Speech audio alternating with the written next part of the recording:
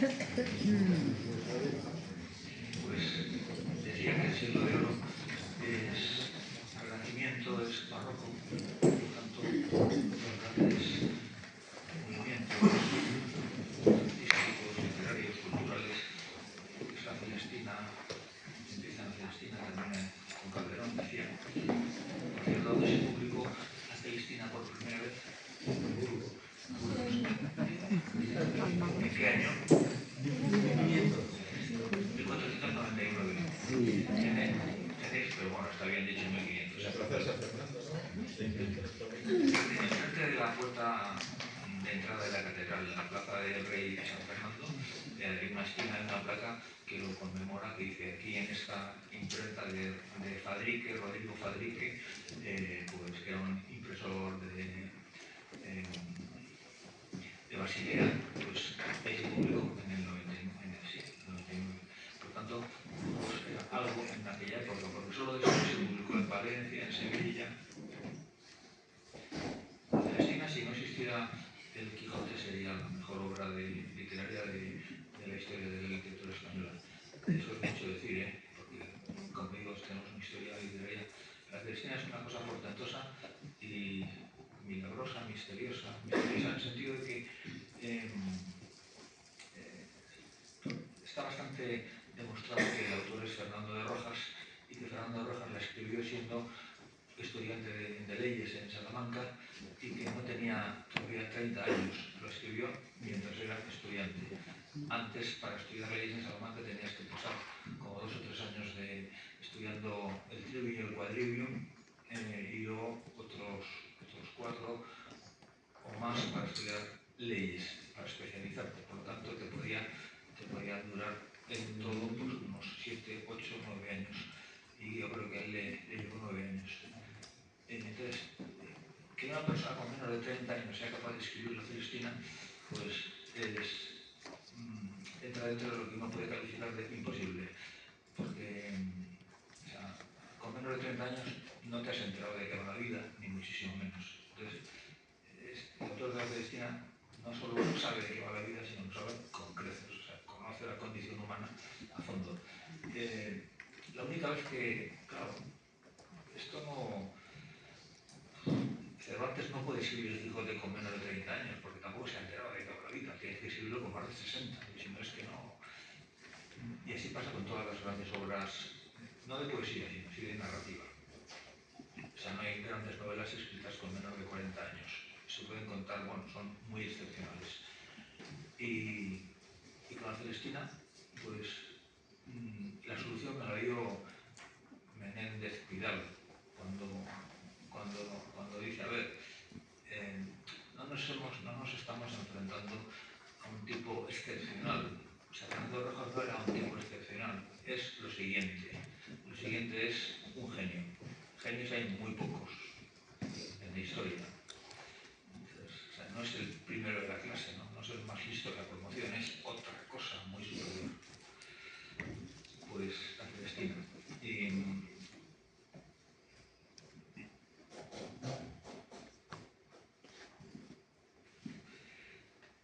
Entonces, como digo, es algo único de cara a lo que representa el humanismo, porque el siglo de oro es humanista 100%.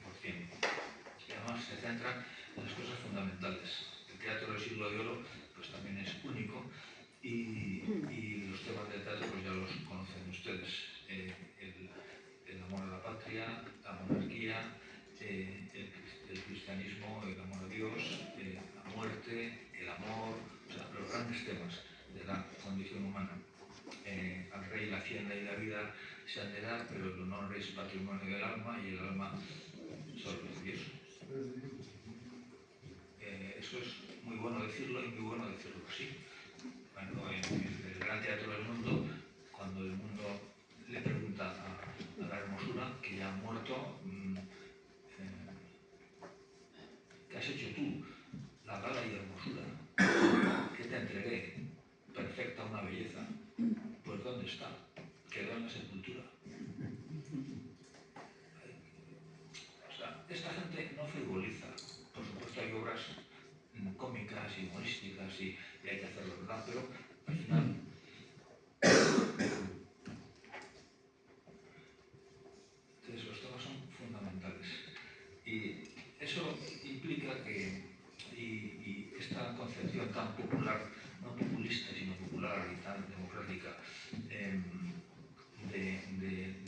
cultura del arte, como fueron las representaciones teatrales en los corrales de comedias, pues eso educa a una nación entera. Una nación entera donde el público podía ser perfectamente analfabeto porque no había tenido la oportunidad de leer ni de escribir, sin embargo, podían ser más cultos que nosotros. Desde luego lo eran, más cultos que el españolito medio actual, porque el españolito medio actual es un pequeño mono con pantalones, salvo excepciones. La expresión mono con pantalones la utiliza C.S. Lewis en Cautivado por la alegría. Y yo cuando se lo digo a mis alumnos les explico que eso lo dice Luis y que uno lo puede decir también de sus alumnos, pero no para insultarles lógicamente, sino para explicarles que ellos están en lo que Hobbes o Locke o los moralistas ingleses del XIX llamaban el estado de naturaleza. El estado de naturaleza, pues usted es un mono de pantalones, se diferencia un poco. Pero precisamente por eso está aquí, en el colegio o en la universidad, para cambiar de especie incluso. Entonces estamos a la espera de una gran mutación que a usted le convierta pues, en una persona cultivada, inteligente, y eso ya les gusta a los chicos, ¿no? Y además les apelas a su responsabilidad. Pues el españolito actual, el españolito del siglo XVI, si estaba educado por una parte en el púlpito porque iba a misa y tenía una formación cristiana, estaba impregnado hasta el fondo, ¿no? Desde que nacía, porque así era la sociedad, era lo que se respiraba. Más luego iba al teatro, pues ¿para qué quieres más? O sea, Sancho Panza es un tipo muy culto, aunque a nosotros nos parezca que era un zoquete, pero de zoquete no tenía nada, tenía un sentido común aplastante, y sobre ese sentido común un sentido cristiano igualmente aplastante, entonces eso es muchísimo, pero mucho, y además era un tipo sagaz. Por supuesto Don Quijote, claro, Quijote era un tipo súper culto, pero eso ya es otra cuestión, porque había tenido oportunidad de cultivarse. Pero el españolista analfabeto sabía muchas cosas muy buenas y cosas importantes en la vida. Alan Bloom, un catedrático de filosofía política de la Universidad de Chicago, que se hizo famoso cuando escribió El colapso de la mente americana, aquí lo tradujeron por el colapso de la mente, no sé si europea o la mente moderna, un libro que se puso de moda en la Universidad de Navarra cuando Andrés estudiaba filosofía, porque lo puso de moda Alejandro Llano. Pues Alan Bloom dice en su libro, yo mismo, que tengo 2 o 3 doctorados, y mis primos y mis hermanos, que también es gente que tiene varias carreras y varios doctorados, y cuando nos reunimos en casa de nuestros abuelos para celebrar la Navidad, por ejemplo, el Día de Acción de Gracias, y nos ponemos a hablar, pues la gente de mi generación somos, con 3 doctorados, somos tremendamente superficiales y hablamos de tonterías. Mientras que mis abuelos, que no saben leer ni escribir, son muy profundos, es gente muy seria. ¿Por qué? Porque han sido educados por la Biblia. Esa es la diferencia. Esa es la diferencia. Y es muy bueno que lo diga Alan Bloom, que era un tipo ateo y otras muchas cosas. Es muy bueno.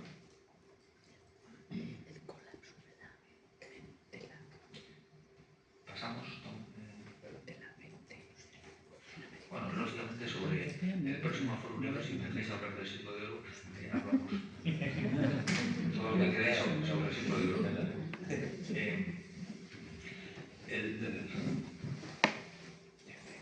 Pues el locus amenus es uno de los tópicos literarios que vienen desde Horacio. Horacio es el gran creador de muchos tópicos, el Tempus Fugit y el...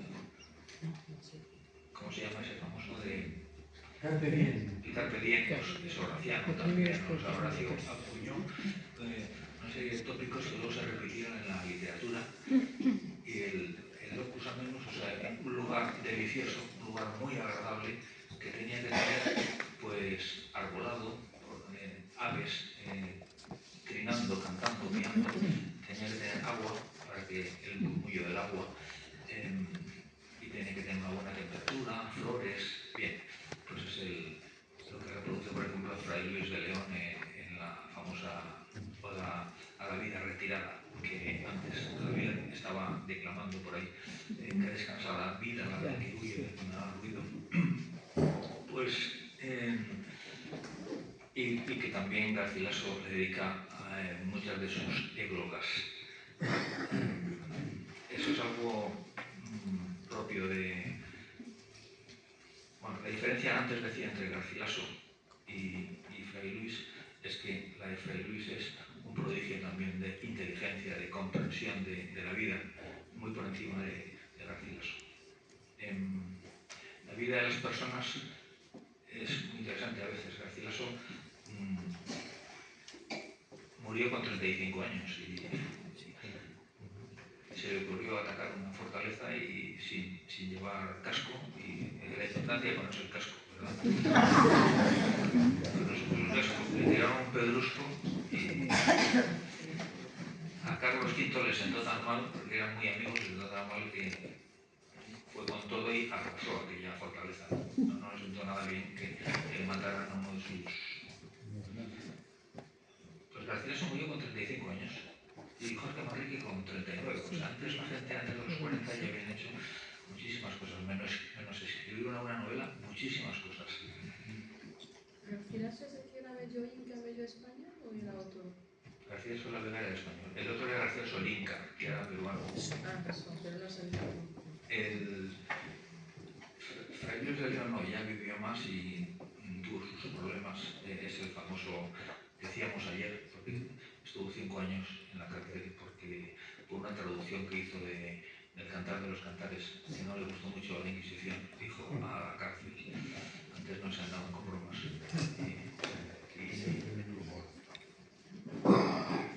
Bien, pues Fray Luis de León, bien. Tengo aquí todas sus poesías y podría leerlas, pero esto sería interminable. Lo importante es leerlas, porque esto se lee muy poco tiempo. La poesía no es una novela larguísima, entonces es bueno leerlas y darle vueltas. ¿Pasamos?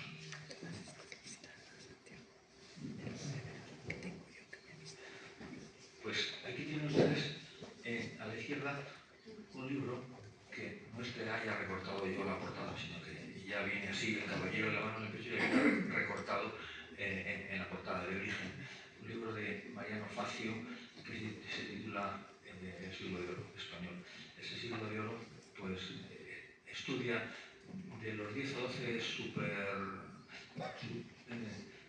los cracks que tiene el siglo de oro español, escritores, pues estudia 7 y lo hace muy bien.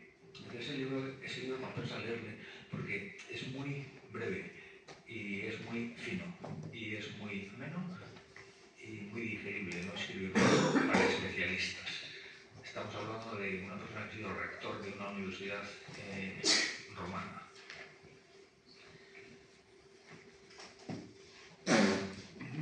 Calderón, pues Calderón, claro, iba a decir que es un tipo que Calderón sabe muchísima teología, sabe muchísima filosofía, domina todo. Hay gente que dice que si Calderón hubiera nacido en Inglaterra y Shakespeare hubiera nacido en España, pues el mejor dramaturgo del mundo sería Calderón, y luego Shakespeare, pues bueno. Yo no, a pesar de ser muy español, yo no estoy de acuerdo con eso. Para mí Shakespeare es superior a Calderón en cuanto al dominio. Bueno, es que no es que sea superior, es que me gusta más. Pero esas son debilidades de uno. Calderón es bastante insuperable. Y Shakespeare es mucho más moderno, es mucho más fresco. Calderón se nota que ha pasado el tiempo. De todas formas, no tenemos excusa para no leer dos de sus obras más breves y más conocidas, que son dos autos sacramentales: El Gran Teatro del Mundo y La vida en sueño. Si Platón no hubiera escrito el mito de la caverna, a lo mejor el símbolo perfecto para entender lo que era la condición humana hubiera sido precisamente uno de estos dos, el gran teatro del mundo, ¿no? El mundo como teatro y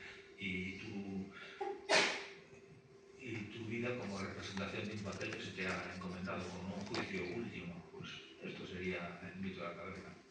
Podría ser. Ahí está Quevedo, otro super crack que compensa leer. La vida, además de todos estos personajes, está llena de... Es una vida muy aventurera, la de Quevedo, por supuesto, muy aventurera. No digamos la de Cervantes, a pesar de que no la conocemos muy bien. Conocemos lo que conocemos, y Amenábar no la conoce nada. Pues tampoco le interesa, no sé si no le interesa nada, no sé. Amenábar no te está contando en la película La vida de Cervantes, te está contando su vida. Su vida. Soy yo, Amenábar, el que aparece ahí con sus marrones, ¿verdad? La vida de Cervantes es espectacular, daría para muchas películas. Si nosotros tuviéramos Hollywood, pues habríamos hecho un montón de películas sobre toda esta gente. Por ser españoles, nosotros tenemos una obligación moral de leer el Quijote, de leer, de conocerlo, obligación moral. O sea, no podemos ser españoles y no leer el Quijote, pero no por cultura, sino por deber moral. Porque el Quijote es la obra literaria, la novela más cristiana que se ha escrito en toda la historia, con mucha diferencia. No hay nada más cristiano que el Quijote, con ese nivel. De hecho, las referencias cristianas del Quijote aparecen en todas las páginas, en todas las páginas. Eso es muy sorprendente. Y Cervantes no era una persona así especialmente, era cristiano de cabeza, absolutamente, de vida, pues no tanto, pero es una muestra de lo que ha hecho, de cómo ha impregnado el cristianismo a una sociedad entera, como es la cristiana. La española, ¿no? La sociedad española, ¿no? ¿Perdón? La sociedad española, ¿no? No te digo. La sociedad española. La sociedad española, sí.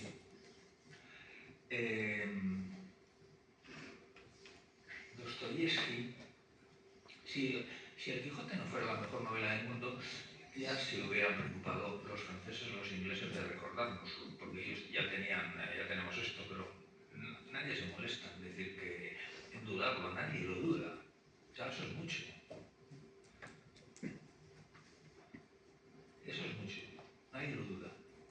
Dostoyevsky, en una de sus novelas, se imagina el juicio final y llega toda la humanidad al valle de Josafat y todos ahí, silencio, llega el Señor sobre las nubes con gran poder y majestad y toma la palabra y lo primero que dice es, echa un jarro de agua fría sobre toda la gente y dice, son ustedes una panda de miserables.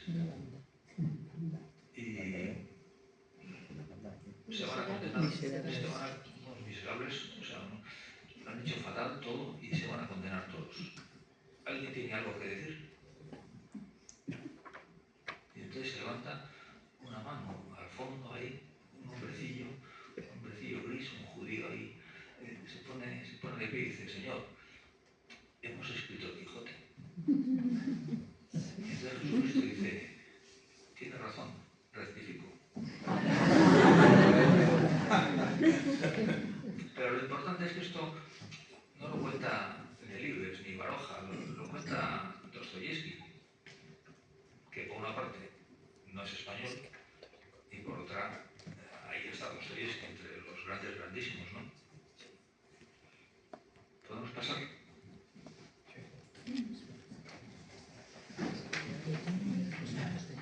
Pues eso que dicen ustedes de qué bonito cuesta tiempo. Cualquiera de estas imágenes ha costado mucho tiempo, porque tú buscas imágenes de la historia y te salen muchísimas, pero hasta que das con una muy bonita, y porque tiene que haberla, pues la encontré. El Escorial, lo mismo que antes decíamos, que una catedral no es un conjunto de piedras, sino que hay mucho más ahí y están todas las artes reunidas. El Escorial, del Escorial se puede decir lo mismo, es una universidad, es una basílica impresionante, es una biblioteca, es un monasterio, y Y luego es un centro para organizar un imperio. Un imperio no lo puedes organizar en unas oficinillas que tienes ahí en unos bajos comerciales que has alquilado. No, necesitas algo más potente, ¿no? Y antes le decía a esta chica que es maestra en Pamplona que estábamos hablando de logística, porque decía, ¿y cómo es posible que una catedral o unas pirámides, o sea, lo que hay que controlar ahí para que llegue todo y tal, y yo digo, pues sí, pero tú fíjate, el crucero de la catedral de Burgos se construyó, el crucero, no las capillas, ni siquiera las torres, se construyó en 50, 60 años. Empezó en 1221 y 50 años más, ya se estaba celebrando misa allí, 50 años. Pero la escuela se construyó en 9 o 10 años. Y claro, es muchísimo más que la catedral de Burgos. Eso sí, estaba Felipe II durmiendo allí a pie de obra, dando latigazos a Herrera, que también dormía a pie de obra, al arquitecto. Bueno, esto es humanismo en estado puro. ¿Podemos pasar?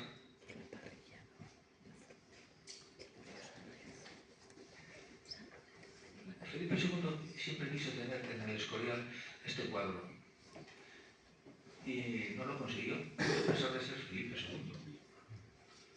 Este cuadro estaba en Flandes y los de Flandes no se llevaban muy bien con... Estaban siempre en pie de guerra y no lo consiguió. Este es el descendimiento de Van der Weyden. Bueno, claramente Van der Weyden no era español, pero pertenecía a la corona de España, porque los Países Bajos eran españoles. Con lo cual, lo mismo que tantísimos otros artistas que pueden estar trabajando en media España, ¿no? Juan de Colonia, Simón de Colonia, Juan de Juni, cantidad de gente, ¿no? Diego de Siloé. Al final, no sé quién lo consiguió, pero no fue Felipe, sino posteriormente. Y entonces este famosísimo tríptico del descendimiento de Van der Weyden se vino para España y no para el Escorial como había pensado Felipe, sino para el Museo del Prado.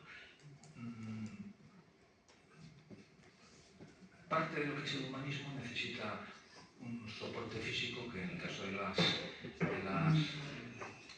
obras escritas, pues una imprenta, unos papeles, unos papiros, unos pergaminos, pero también necesitas, es buenísimo que existan los museos, porque eso tiene que ser conocido. Si tú pintas esto, pero se queda en tu casa, no lo conoce nadie, esto no humaniza, te humaniza a ti solo, a tu familia. Pero si lo pones en un museo, como en una iglesia que pueda ser visitada o sea, si tú pintas unos grandes frescos en una iglesia, pues eso ya es otra cosa, porque por ahí pueden pasar miles o millones de personas. Y esto es lo que sucede teniendo un gran museo, en este caso como el Prado. Y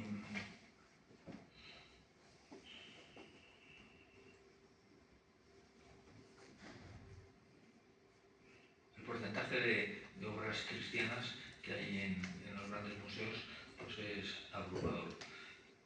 En el Prado, por supuesto. Antes estábamos hablando del siglo de oro, bastaría con... ¿Podemos pasar por la siguiente? Bastaría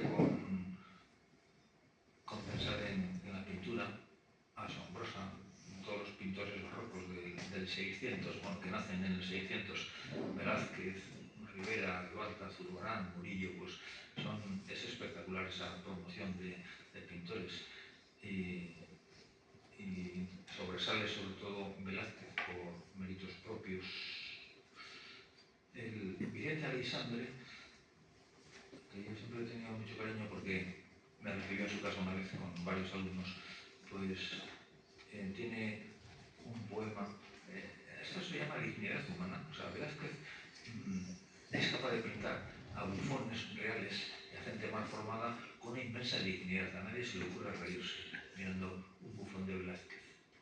En cambio, Goya consigue retratar a los reyes como auténticos imbéciles, que lo eran.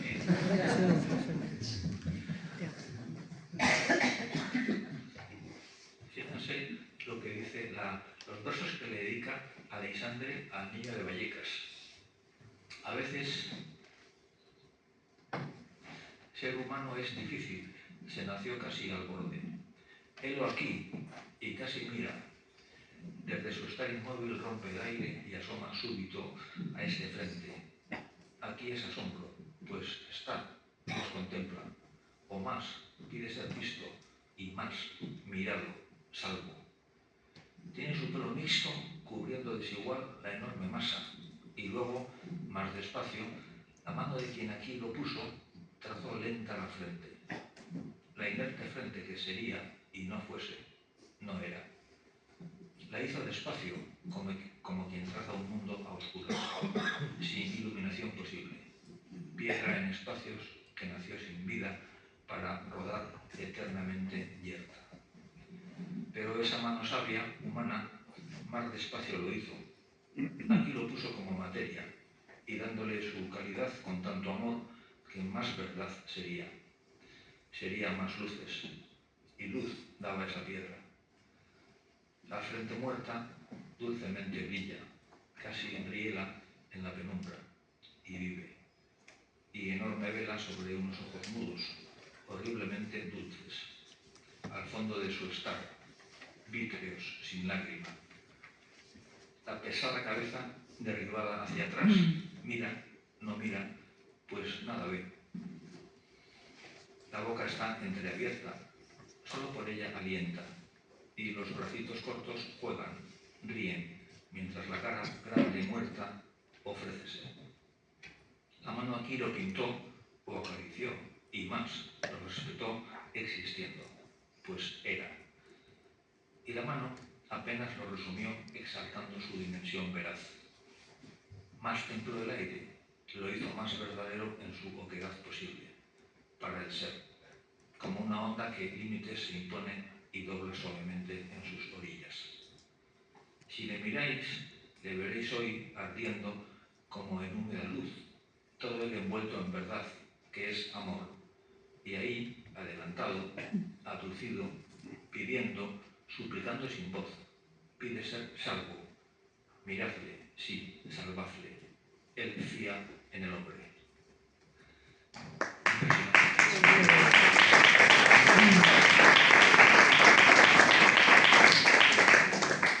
No he querido leer ninguna poesía del siglo de oro, ni de Mircea, pues porque son accesibles a cualquiera de ustedes, porque a todos ustedes les suenan, o a la mayoría. Pero dudo que muchos de ustedes conozcan la poesía de Vicente Aleixandre y mucho menos este poema tan impresionante. ¿Podemos pasar?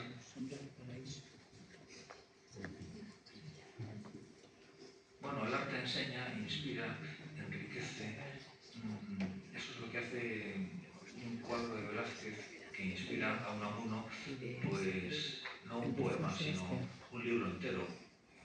Un libro entero que se llama precisamente El Cristo de Velázquez, que empieza con esos famosos versos.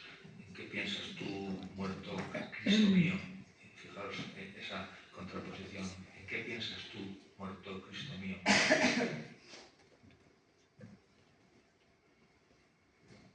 ¿Por qué ese velo de cerrada noche de tu abundosa cabellera negra de nazareno cae sobre tu frente? Es impresionante cómo empieza a dialogar con un muerto que está vivo.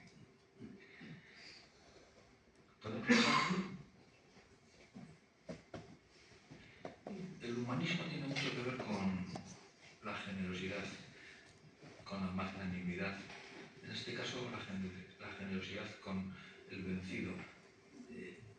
Cuando pintas este cuadro, ni siquiera tienes por qué ser fiel a la realidad, porque también, lo mismo que hay licencias literarias, tienes licencias pictóricas, si quieres, y puedes. El arte es el arte.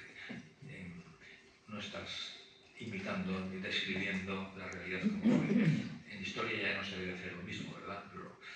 Pero en pintura puedes hacerlo. Entonces, ni siquiera esto podría ser un reflejo de la realidad. Creo que sí fue un reflejo. Creo que esa rendición fue muy humana, por lo mismo que la rendición de Boabdil cuando entrega Granada a Fernando el Católico, que no tenía nada de monjita de la caridad, pues Fernando el Católico impide que Bougainville, que es el rey de Granada, se apee del caballo y hinque la rodilla como estaba previsto por el protocolo, ¿no? Para entregarle las llaves. Pues no le dejó apearse del caballo ni le dejó besarle la mano. Bien, pues eso es grandeza y dignidad y generosidad. Y esto es lo que sucede con Ambrosio Spínola y el comandante de los holandeses, ¿no? Pues que no le humillas. Pasamos, por favor. Tampoco aquí Goya está humillando a los invasores. Los ha tapado ahí, no se les reconoce por la cara a ninguno de ellos, como si aparecen las víctimas. Y no se trata de recortar aquí, o sea, no es oponer los malos, no tanto los malos y los buenos, como esto fue una tragedia, ¿no? Impresionante. Y aquí una serie de inocentes que murieron. Es un humanismo con las víctimas, no podemos olvidarnos de esto que pasó. Es importantísimo que eso haya gente que nos lo cuente y que eso aparezca y que esté en un museo pues permanentemente. Luego vamos con la última, si quieres.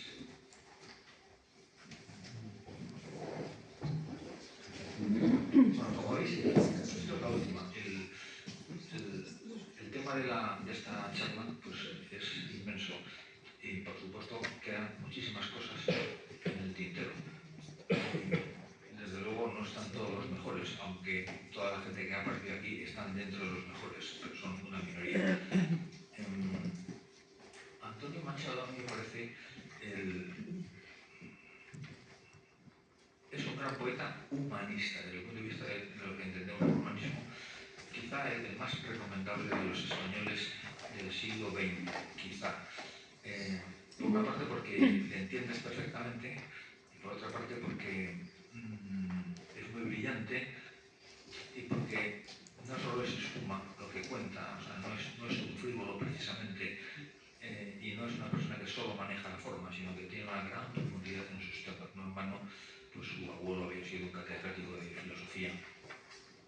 Y esta poesía, hay una poesía que se llama Orillas del Duero.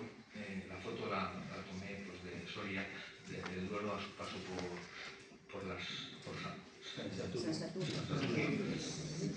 las ermitas famosas que San Polo y San Saturio que eterniza Machado en el famoso poema, ¿verdad? Pues tomé esa foto y me gustaría terminar con unos versos de Antonio Machado que son este poema. Se ha asomado una cigüeña a lo alto del campanario, girando en torno a la torre y al caserón solitario de las golondrinas chillan. Pasaron del blanco invierno, de nevadas y ventiscas, los crudos soplos del infierno. Es una tibia mañana, el sol calienta un poquito la pobre tierra soriana. Pasados los verdes pinos, casi azules, primavera se ve brotar en los finos chopos de la carretera y del río. El Duero corre, terso y mudo, mansamente. El campo parece más que joven, adolescente. Entre las hierbas, alguna humilde flor ha nacido, azul o blanca. Belleza del campo apenas florido y mística primavera. Chopos del camino blanco, álamos de la ribera, espuma de la montaña ante la azul lejanía, sol del día, claro día, hermosa tierra de España.